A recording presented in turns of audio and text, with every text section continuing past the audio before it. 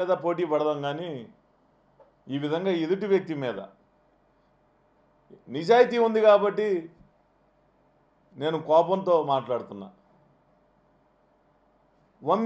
వంశీతోటి కొడాలి నానితోటి నాకు సంబంధాలా మీరు ఎవరైతే మాట్లాడుతూ ఉన్నారో మీకు సంబంధాలు ఉండుంటాయి కానీ నాకైతే సంబంధాలు లేవు.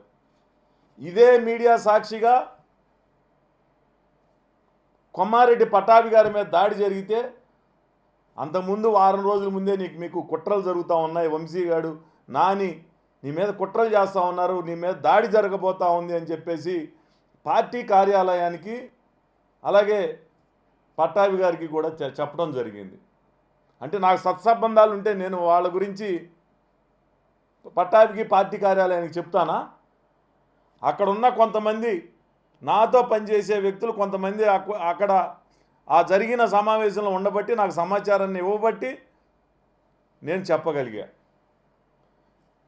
దాడి జరిగిన తర్వాత లైవ్లో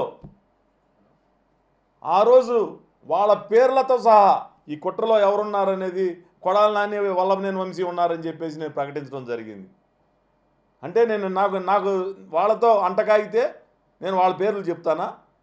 అంటే నేను అంత అమాయకున్నా? నేను ఒకటే చెప్తున్నా, మీకు ఏదైనా ద్వేషం ఉంటే ఎదురుగా వచ్చి దాడి చేయడం నేర్చుకోండి, కానీ ఈ విధంగా బురద చల్లే కార్యక్రమం అనేది మానుకోండి.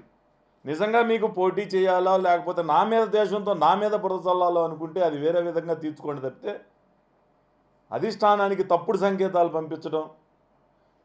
నా పిల్లల మీద ప్రమాణం చేసి చెప్తున్నా, నేను కొడాలి నాని అనే వ్యక్తిని ప్రత్యక్షంగా ఈ 5 సంవత్సరాల్లో ఒక్కసారి కూడా చూడలా, ఒక్కసారి కూడా ఫోన్లో మాట్లాడలా.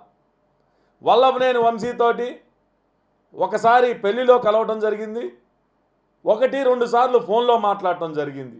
అది కూడా అతను నాకు కాల్ చేస్తే నేను ఎన్నోసార్లు చెప్పా, భువనమ్మ గారి మీద దాడి జరిగినప్పుడు నువ్వు నోరు పారేసుకున్నప్పుడు నీ సర్వస్వం కోల్పోయావు, నువ్వు చేసిన తప్పు వెనక్కి తీసుకోలేని తప్పు చేశావని చెప్పేసి నేను మెసేజ్ పెట్టడం జరిగింది.